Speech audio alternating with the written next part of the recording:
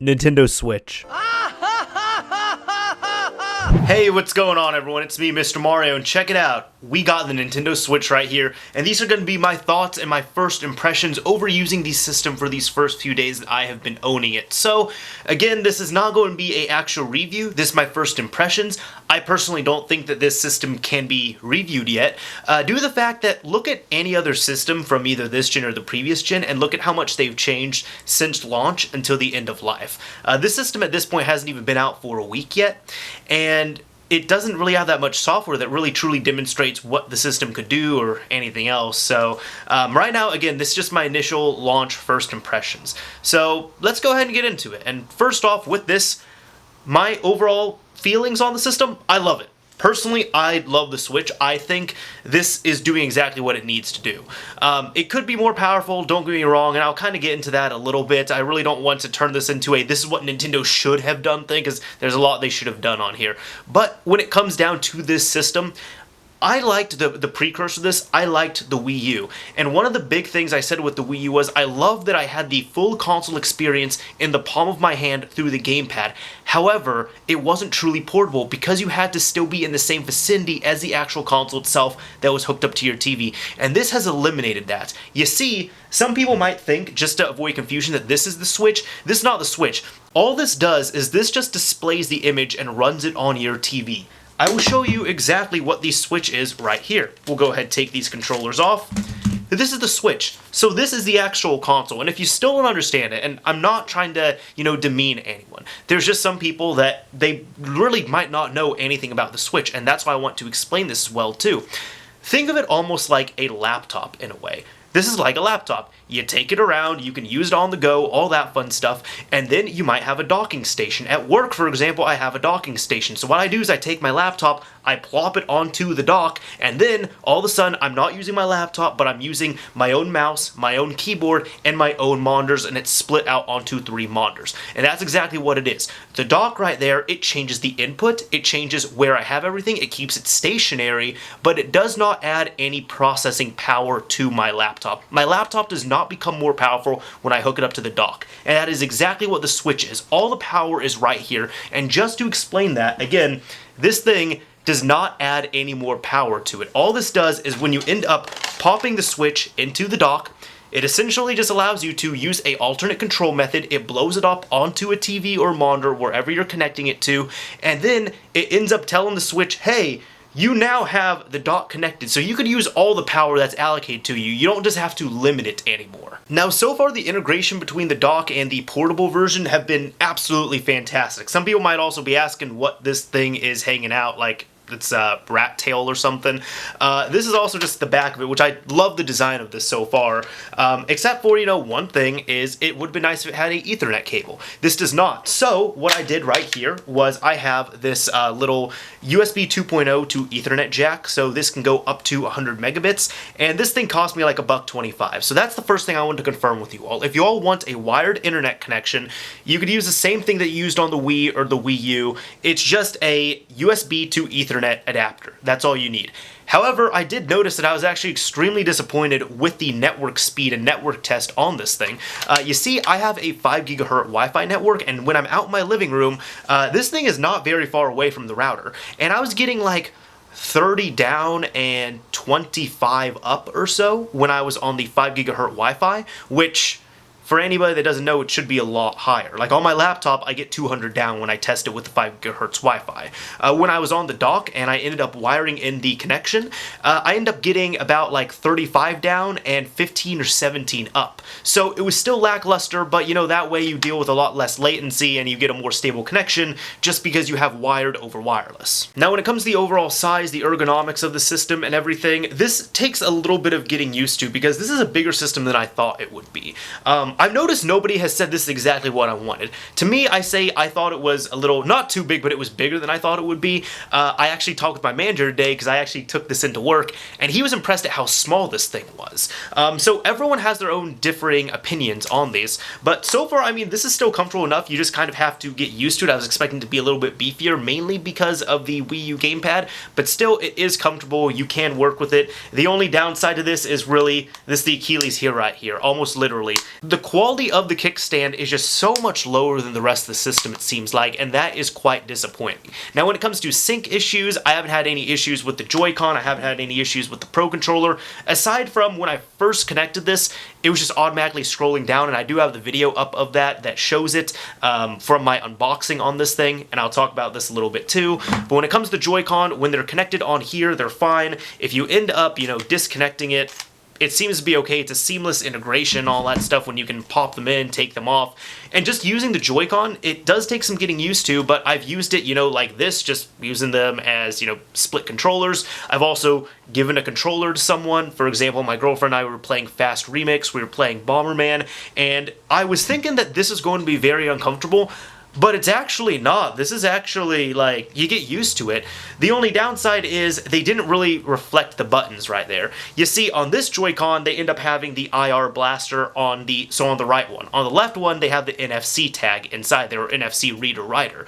This button is the share button, and this button right here on the right Joy-Con is the home button. So, for example, when I had the left Joy-Con in hand and I'm playing and I said, oh wait, let's go home, I started pressing this button, and it was taking screenshots, and I was like, oh, okay, hold on, give me your Joy-Con, now I have to press the home button. So it would have been nice if they matched those inputs on the two. I don't know if they're going to do that later on with the software update, which again, this is why I'm saying that I can't do a full review on this system. This is a good first impressions, because I don't know what they're going to change on the system in a year, or 2 years, or even 3 years. These straps I haven't really used, but just be very careful with them. You have to make sure the signs match up to the front of the controller, and they go on.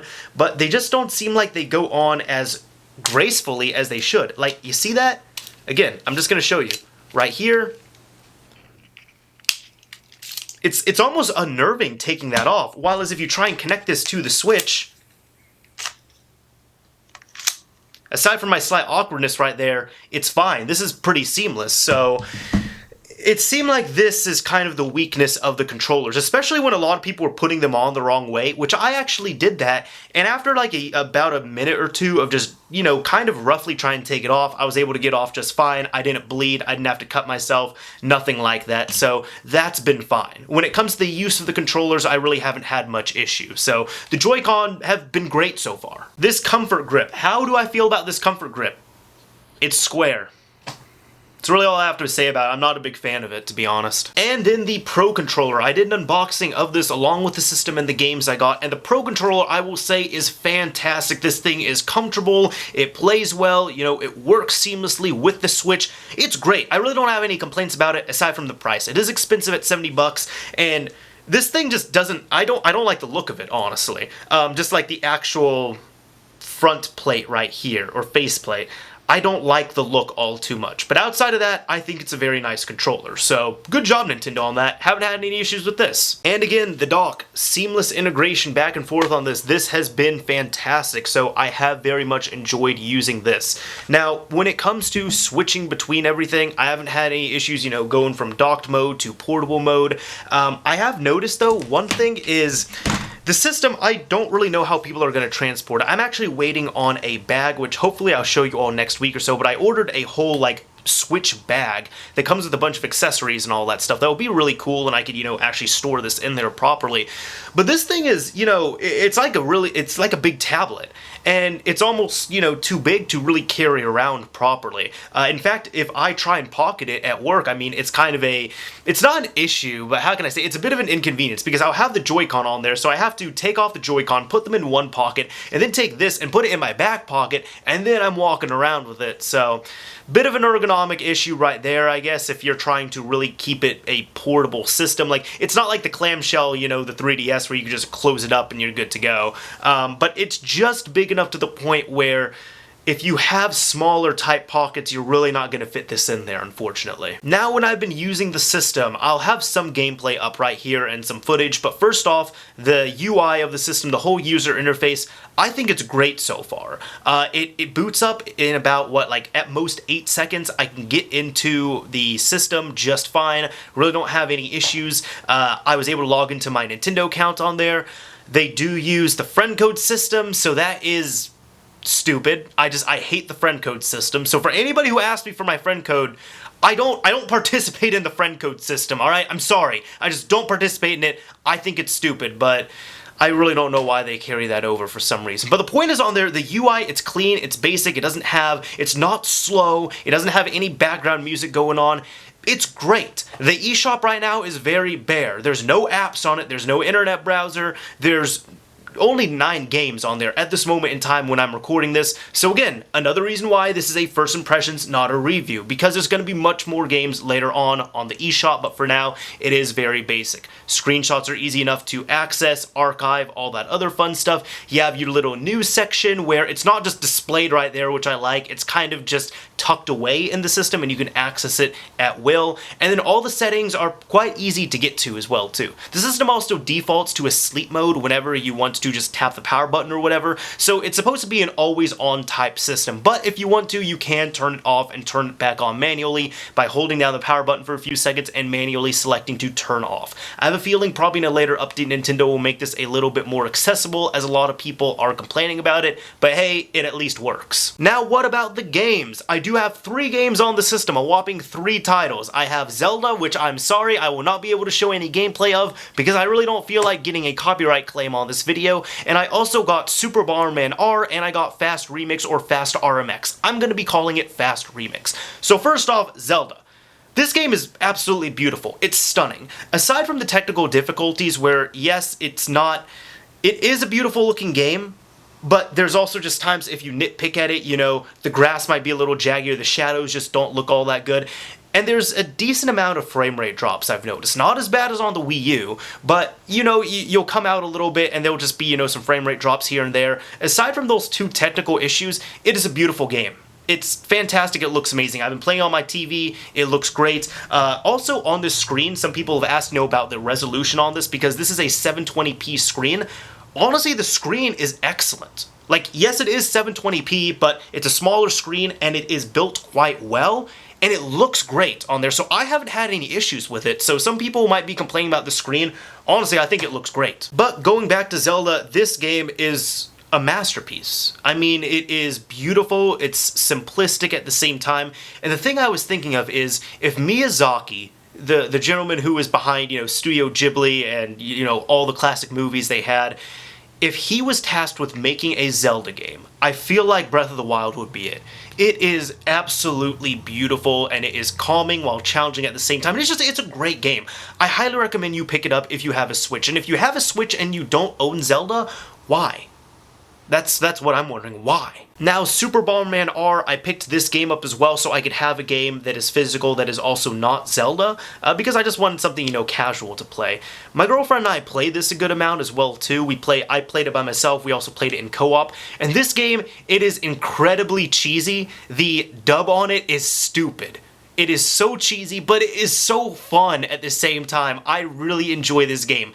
Although I do not believe it is worth the $50 price tag. I was able to get it, you know, for $40 thanks to Gamers Club Unlocked, and also if you have, you know, Amazon Prime or something, you can get it the first 2 weeks it is released for that cheap. But still, even 40, 50 bucks, I think it is overpriced. It's a good game, but if you don't have it right now, unless you have to have it out in desperation, I would wait for a price drop. And finally, Fast Remix. This is the only game I've bought digitally on the Switch so far, and I can confirm that the cards you used on the 3DS and Wii U eShop also work on the Switch. Some people might be saying, well, Mario, that's obvious, of course they're gonna work. It's not obvious. You know why? Because a few years ago, I actually ended up buying a shop card, like one of those like point cards for the Wii, and I didn't know. I just found at Walmart, I picked it up, I tried redeeming it on the Wii U, and it gave me an error that said, you cannot use this card. This card is for the Wii Marketplace, not the Wii U Marketplace. So, because this has happened once already, I was very hesitant on if this would work or not, but I had a $20 eShop card that I've been saving for a few years. I decided to redeem it on the Switch, and I used it to pay for Fast Remix, and